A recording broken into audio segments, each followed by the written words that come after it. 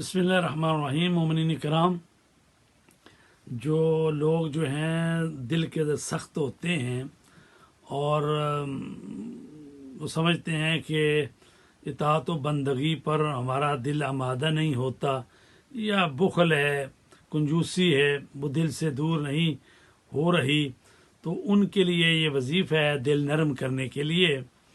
तो वजीफ़ा इस तरह से है कि जौ की रोटी लेनी है, जौ की रोटी, उस पर 7 मरतबा आयत लिखनी है और दिन को रोज़ा रखना है और इसी जौ की रोटी से अफ्तार करना है।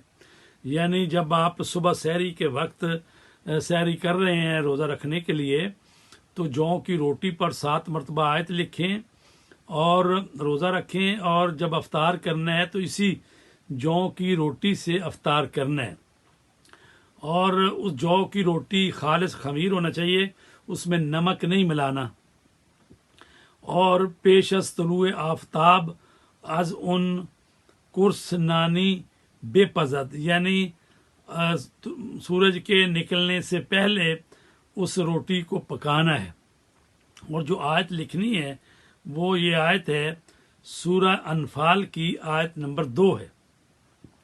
इन्नमल मोमिनून अल्लज़ीना इज़ा ज़ुकिरल्लाहु वजलत कुलूबुहुम व इज़ा तुलियत अलैहिम आयातुहु ज़ादतहुम ईमानन व अला रब्बिहिम यतवक्कलून।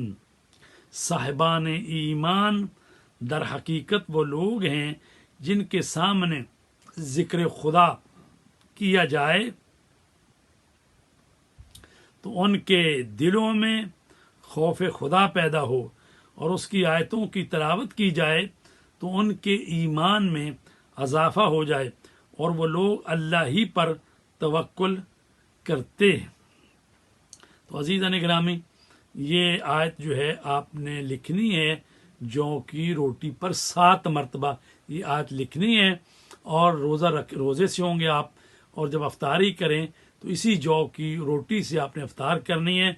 तो इंशाअल्लाह आपका दिल नरम होगा, बुखल दूर होगा, और अल्लाह की इताअत पर आपका दिल जो है वो रागिब हो जाएगा इंशाअल्लाह। तो जिस कलम से लिखनी है उस कलम का साथ स्याही नहीं होनी चाहिए, यानी साफ पहली दफ़ा जो इस्तेमाल होती है ना कलम, जिसका स्याही ना हो, उसके ज़रिए जो है उस जौ की रोटी पर 7 मरतबा लिखनी है। तो इंशाअल्लाह आपकी हाजत पूरी होगी।